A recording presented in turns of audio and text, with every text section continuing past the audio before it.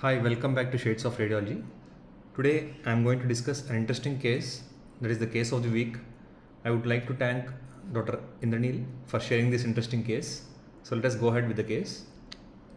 A young male patient presented with right flank pain, hence he was advised USG of abdomen to rule out the cause.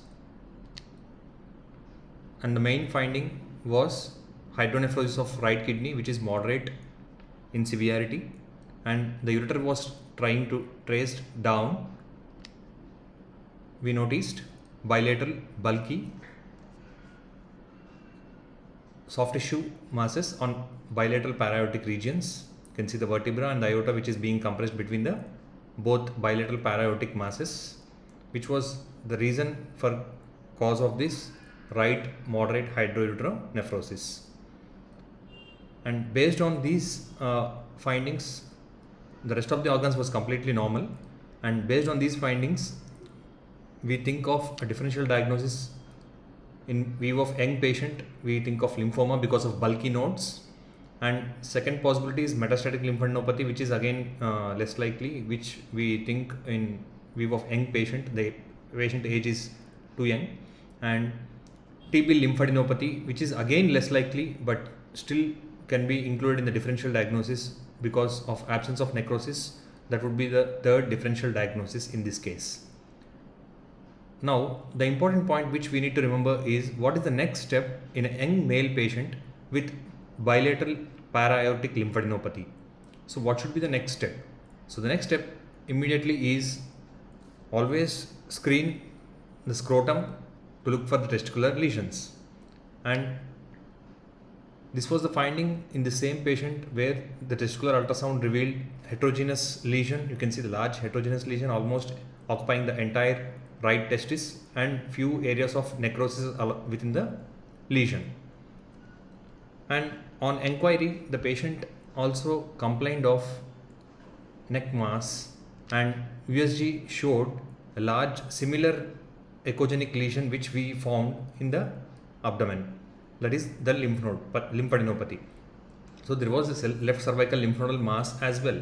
So based on these imaging findings, we have come to the diagnosis of non-seminomatous germ cell tumor of testis with distant metastasis. Why it is non-seminomatous is because, and why it is germ cell tumor, because of young age, and there is a presence of necrosis as well in the testicular lesion.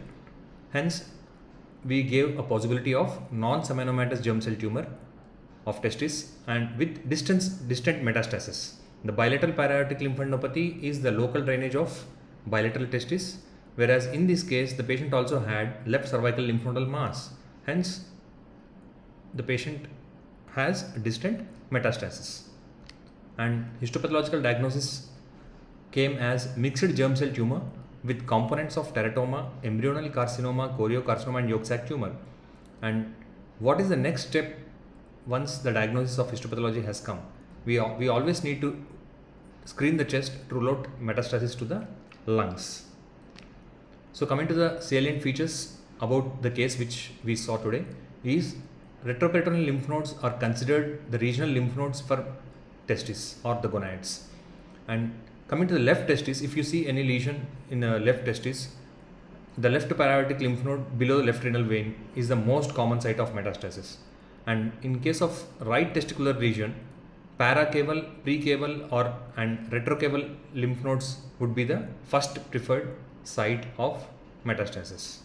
And one more important thing, apart from the TNM staging part, we have S staging in testicular malignancies.